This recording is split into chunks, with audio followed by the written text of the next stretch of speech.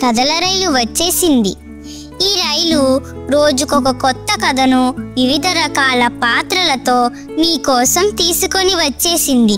రండి, ఆ కథను విని ఆ కథలోని పాత్రలను కలుసుకుందాం. మరి మీరంతా సిద్ధమా?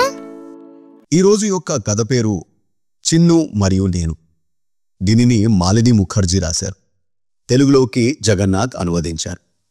ఈ కథను శ్రద్ధగా వినండి. కథపైన చర్చిద్దాం. నేను చిన్నుతో చాలా సరదాగా ఉంటాను. బడికి వెళ్లే ముందు అమ్మ నా కడుపులో పూరి, ఆలూ సబ్జీ, రోటీ, బెల్లం పెడుతుంది. కొన్నిసార్లు కొబ్బరి లడ్డూలు కూడా పెడుతుంది. చిన్నుకి ఇవన్నీ చాలా ఇష్టం.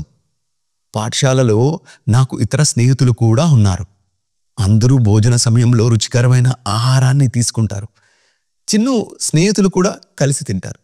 ఇంటికి తిరిగి వస్తున్నప్పుడు చిన్ను కొన్నిసార్లు గులకరాళ్ళు, పూలు, ఆకులతో నా కడుపు నింపుతుంది. అది నాకు చాలా గిలిగింతలు పెడుతుంది. కానీ ఈ మధ్య నేను చాలా విచారంగా ఉన్నాను. చిన్ను వాళ్ళ అమ్మ నన్ను కడిగి ఒక మూల పెట్టేసింది. నేను చాలా ఒంటరిగా ఉన్నాను. చాలా రోజులుగా నాకు తిండి, పానీయాలు పెట్టడం లేదు. చాలా రోజులుగా పాఠశాల మూతబడింది. చిన్ను పాఠశాలకు వెళ్ళడం లేదు. అందుకే నేను కూడా వెళ్ళలేదు. అయితే ఇప్పుడు పాఠశాలలు తెరుచుకుంటాయి. మళ్ళీ నా కడుపు నిండా కమ్మని వంటకాలు పెడతారు. కథ బాగుంది కదా? మీరు కూడా ఈ కథని విని ఆనందించారని నేను ఆశిస్తున్నాను.